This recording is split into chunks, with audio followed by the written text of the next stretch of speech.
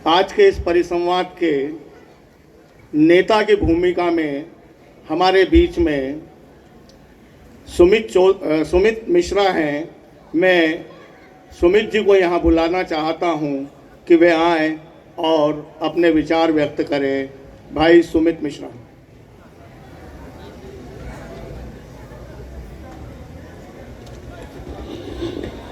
देखो भैया, क्या है, सबको टिप टाप कर दूंगा। क्या? सबको टिप टाप कर दूंगा, घर घर में लैपटॉप भर दूंगा। सबको टिप टाप कर दूंगा, घर घर में लैपटॉप भर दूंगा। एक बार तो भरोसा कर भाई, वाईफाई फ्री कर दूंगा। हमारे आज की इस परिसंवाद की अध्यक्षता कर रहे हैं, जिनके साथ लंबा समय मेरे को काम करते हुआ, इस गुजराती कॉलेज से भी वे प्रखर छात्र नेता रहे और संसद में भी देश के सर्वश्रेष्ठ वक्ता रहे हमारे मध्य प्रदेश विधानसभा में। ऐसे आदरणीय गोपी कृष्ण नेमा जी, मेरे गुरु जी, और मैं जहाँ भी हूँ वहाँ पर खड़ा करने वाले आदरणीय प्रतीक दादा, आपके श्री चरणों को प्रणाम करता हूँ।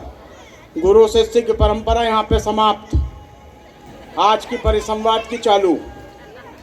आदरणीय कमल सेठी जी, छोटी बहन पिंकी, भाई उन्नीत, आदरणीय गुरुजी दिनेश सेठी जी।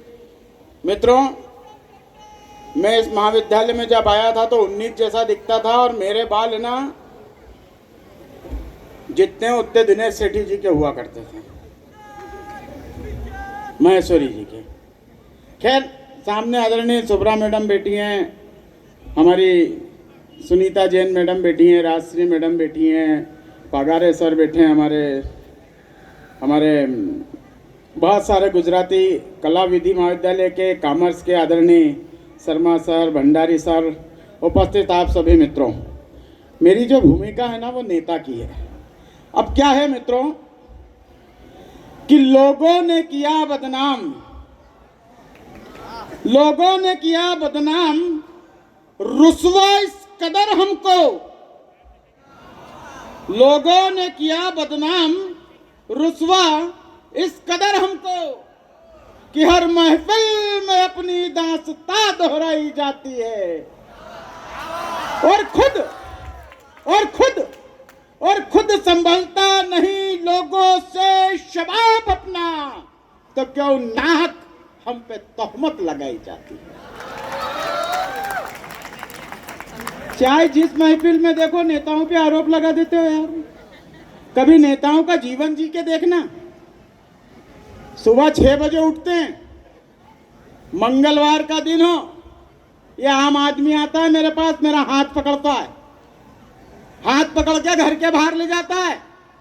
ब्रश भी नहीं किया होता हूं मैं उस समय, इसके घर के ढक्कन के पीछे ले जाता है, उठा के चेंबर का ढक्कन उठाता है। देखो यार भैया, अब बताओ, मंगलवार का दिन बजरंगबली का दर्शन करें कि इसके चेंबर का? मां से फ्री होता नहीं हूं भैया। नगर निगम वाले आए थे मेरे घर। आजकल मैंने 10 कमरे का एक मकान बनाया है। 2 कमरे में रहता हूं साहब, 8 कमरे के अंदर मैं हॉस्टल चलाता हूं।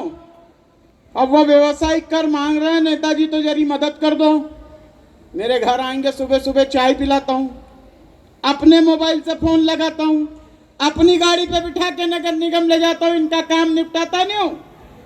तत्काल बोलते भैया कलेक्टर में जाति प्रमाण पत्र भी बनवा दो। नगर निगम से कलेक्टर जाता हूं, जाति प्रमाण बनवाता नहीं, उसके पहले बोलते भी आईडिया की एनओसी भी आज ही जाहिर करवा दो। फिर इनकी आईडिया की एनओसी जाहिर कराता हूं। उसके बाद चुनाव आता है, चुनाव के 1 रोज पहले ये मेरे से दारू मांगता है, फिर मेरे से पायजाब मांगता है, फिर मेरे से साड़ी मांगता है, फिर मेरे से कंबल मांगता है। अब बताओ, जब ये मेरे को बिगर लिए दिए वोट नहीं देगा तो यार मेरे घर के आटे डिब्बे में भी आटा लगता है ना। कभी पूछा कि नेताजी आपके घर पे आटा कौन डालता है डिब्बे में? कभी पूछा कि भैया आपके मोबाइल का बिल कौन भरता है? कभी पूछा कि आपकी गाड़ी में पेट्रोल कौन डालता है? मैंने ये महिलाओं को 33% आरक्षण दिया, 50% दिया नगर निगम में दादा। मैंने अपनी सुविधाओं को काटकर महिलाओं को 50% आरक्षण दिया, तो उसमें भी मेरे साथ बहुत बड़ी बड़ी समस्याएं खड़ी होती हैं। अब यदि मैं मेरी पत्नी को चुनाव लड़ा दूं दादा, और मैं बाहर ना लुंगी में बैठूं, लाल मंजन हाथ में करता हुआ, तो पहले कार्यकर्ता आता, बोले भैया भाभी बाहर झाड़ू लगाती रहती है। तो पहले कार्यकर्ता आता, बोले भाभी भैया हैं? बोले नहीं, रात को लेट आए थे। अच्छा ठीक है, थोड़ी देर में आ जाऊंगा। अब मैंने दे दिया 50% आरक्षण महिलाओं को, ये घर से बाहर निकलने को तैयार नहीं। अब होता क्या है कि जब महिला पार्षद बन जाती है तो मेरी दुविधा सुनना, मैं धोती के अंदर लाल मंजन दांत में घुसता होता हूं, तो मेरा कार्यकर्ता आता, बोले भैया भाभी है क्या? मैंने क्यों? बोले कुछ काम था, चला जाता। फिर पार्षद तो अपनी पत्नी, अपन बाहर चौराहे पे खड़े रहते में फिर एक कार्यकर्ता आता, बोले क्यों भैया दिन में 2 बजे भाभी फ्री है क्या? मैंने कहा क्यों? बोले भैया सयाजी होटल ले जाना, 2-4 मिनट का काम है, उद्घाटन करके छोड़ दूंगा।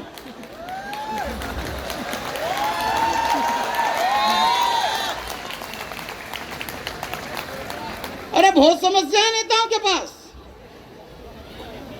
अच्छा एक बात बताओ, ये कन्याएं 9 दिन गरबे खेलती हैं, इनके पुरस्कार कौन बांटता है? मैं। रावण कौन जलवाता है? मैं। दीपावली मिलन समारोह कौन आयोजित करता है? मैं। आपके यहाँ तीज में, शादी में, त्योहार में कौन खड़ा होता है? मैं। मेरे यहाँ अभी गर्मी आएगी गोपी भैया, आदमी पत्रिका देने आता है, बोले भैया 14 अप्रैल को आपकी छोटी बहन की शादी है। मैंने हाउ प्यारे, बोल क्या करना है? बोले भैया बारात सुबह 9 बजे आएगी, आप 8 बजे अगवानी के लिए आ जाना। मैंने क्या आ जाएंगे? फिर दरवाजे तक जाता नहीं, फिर पलट के आता है। बोले भैया आप रात बेरात लेट आते हो, बहुत सारे काम रहते हैं, सुबह नहीं आ पाओ तो ऐसा करना, दिन में सगाई है जब आ जाना। हाँ भाई, फिर पलटता है, फिर दिल्ली से वापिस आता है। बोले भैया देखो दिन में भी आपके बहुत सारे काम रहते हैं, मीटिंग मीटिंग ये वो, आप तो ऐसा करना शाम को आशीर्वाद समारोह में आशीर्वाद देने ही आ जाना। हमने कहा ठीक है भैया शाम को आ जाएंगे। फिर पलटता है, बोले भैया देखो शाम को भी अगर आपको बहुत ज्यादा काम हो तो आप भले ही मत आना, पानी का टैंकर जरूर भेज देना। साला समझ में ही नहीं आता है कि अपने को पत्रिका दे रही है कि पानी के टैंकर को। हम नेताओं की ये कठिनाई है, और चूंकि मैं नेतागिरी करता हूं इसलिए बता रहा हूं। और मित्रों इस देश का दुर्भाग्य क्या है मालूम है? कि इस देश ने वल्लभ भाई पटेल को सरदार की उपाधि दी। इस देश ने बाल गंगाधर तिलक को लोकमान्य की उपाधि दी। इस देश ने जवाहरलाल नेहरू को चाचा नेहरू और पंडित जवाहरलाल नेहरू की उपाधि दी।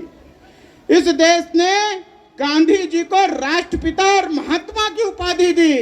किंतु इस देश ने यदि नेता की उपाधि किसी को दी है तो वो नेताजी सुभाष चंद्र बोस थे। आपको क्या लगता है नेता को केवल गाली बक सकते हो, नेता के ऊपर आरोप लगा सकते हो? मित्रों भ्रष्टाचार 4 प्रकार का होता है। पहला होता है नजराना, जो काम होने के पहले दिया जाता है। दूसरा होता है जबराना, जो जबरदस्ती वसूल किया जाता है। और तीसरा होता है हकराना, बंधा बंधाया हिसाब 5%, 10%, 20%। और चौथा होता है शुक्राना, जो काम होने के पश्चात दिया जाता है। तो नजराना, जबराना, हकराना और शुक्राना, इन चारों को मुझको है मिलकर हटाना। ये जितने किरदार बैठे हैं, ये युवा, ये महिला, ये अधिकारी, ये आम आदमी, ये सब मेरी चौखट पे माथा टेकते हैं। ये युवा अपने पिता की 1.5 लाख की गाड़ी पर सवार होकर आज भी किसी कन्या विद्यालय और महाविद्यालय के सामने जाकर कहता है कि मेरे सामने वाली खिड़की में एक चांद सा टुकड़ा रहता है। ये व्हाट्सएप और फेसबुक में मशगूल है, ये अपने माँ बाप की सेवा नहीं कर सकता, ये देश से भ्रष्टाचार समाप्त करेगा। ये महिला ना जाने कौन कौन सी संज्ञाएं दी इनने बहन पिंकी ने। मित्रों, ईमानदारी की एक बात बताना कि का नाम के जितने सीरियल है, एकता कपूर वाले का, ये का नाम के सीरियल देख देख के पूरे परिवार के अंदर जो कुटाराघात करने का काम एकता कपूर ने किया है, ये महिलाएं देश से भ्रष्टाचार समाप्त नहीं कर सकती। और एक बार ये आम आदमी यदि भ्रष्टाचार समाप्त करने की कोशिश करे तो भी ये महिला नहीं करने देगी। लिपस्टिक बहुत महंगी हो गई भाई, पाउडर बहुत महंगा हो गया है, आजकल परफ्यूम बहुत सारे महंगे हो गए, और फिर उसकी साड़ी मेरी साड़ी से सफेद कैसे? आजकल मैचिंग की साल भी पहनना है, मैचिंग का दुपट्टा भी डालना है, बहुत महंगाई है भाई। भ्रष्टाचार की जननी माताजी आप ही हो। और ये जो अधिकारी यहाँ बैठे हैं, ये मेरे गुरुजी हैं, आदरणीय प्रतीक दादा। अब गुरुजी का विषय अलग हो गया है, चूंकि मैं इनको अधिकारी के रूप में देख रहा हूँ। देखो मित्रों, मैं नेता आदमी दौरे पे जाता हूँ, मेरे को जनता बोलती कि भैया ब्रिज बनाना है, पुलिया बनाना है, सड़क बनाना है, खरिंजा बनाना है, स्कूल बनाना है, जो भी बनाना है, मैं फट से आदेश देता हूँ पुल बनाया जाए। अब पुल बनाने तो मैं नहीं जाता हूँ, ना मेरा पार्टी का कोई कार्यकर्ता जाता है, ना मेरी पार्टी का कोई ठेकेदार जाता है। ठेकेदार किनके? अधिकारी के। बिल रिलीज कौन करता है? अधिकारी। सारा काम जो भी है ये अधिकारी करता है, क्योंकि नेता जो होता है वो समाज का सेवक होता है। और मित्रों, भ्रष्टाचार की जो गंगोत्री है वो ऊपर से आती है, ना कि नीचे से ऊपर जाती है। इस देश में एक समय था जब इस देश का एक प्रधानमंत्री कहता था कि मैं 1 रुपए भेजता हूं तो नीचे 15 पैसे पहुंचता है। और एक प्रधानमंत्री फिर मैं हूं जो कहता हूं ना खाऊंगा ना खाने दूंगा। तो आज देश का प्रधानमंत्री नरेंद्र मोदी है, और मैं आपसे फिर पूछता हूं, यह आपकी नीति के ऊपर निर्भर है कि देश का नेता कैसा हो। वो समय गया जब नेता राजनीति के पेट से पैदा होता था, और वो समय भी गया जब राजा राजमहल में पैदा होता था। आज का नेता पैदा होता है सरकारी स्कूल में, सामाजिक भवनों की दीवारों के बीच में, सरकारी पाठशालाओं में, और उसे रानी नहीं मतदान बेटी पैदा करती है, और उसके माँ बाप आप और हम होते हैं। तो ये नेता कौन पैदा करता है? आप पैदा करते हो। आप चाहोगे तो आपको लालू मिलेगा, आप चाहोगे तो आपको मुलायम मिलेगा, और आप चाहोगे तो आपको नरेंद्र मोदी मिलेगा। बस शर्त इतनी है कि आपको आपका व्यवहार सुधारना पड़ेगा। यदि आप मेरे से भ्रष्टाचार करने का नहीं बोलोगे, मैं नहीं करूंगा। आप यदि नरेंद्र मोदी के रूप में मुझे खड़ा करोगे तो मैं सियाचिन की सीमा पर जाकर आपका नेतृत्व करूंगा। मैं चीनी सैनिकों को खदेड़ूंगा, मैं परमाणु अणु बम सारे बना कर दूंगा, क्योंकि मैं नेता आशा और विश्वास का मरता सागर, त्याग और तपस्या का रूपक, धरती सा वृक्ष, आसमां सा बुलंद, सरस्वती की वीणा का सरगम, प्रेमी का गीत, ब्रह्मा के मस्तक का तेज, और झुके तो पैर चीड़ का, और उठे तो शीश हिमालय का। यह होता है नेता। और नेता जो होता है वो समाज का निर्माण करता है, और नेता का निर्माण आप लोग करते हो। इसलिए आप लोगों की भूमिका आप सही कर लीजिए, इस देश से भ्रष्टाचार समाप्त हो जाएगा। ना ये युवा, ना ये आम आदमी, ना ये अधिकारी और ये महिला, ये सब मेरे दरवाजे पे आते हैं।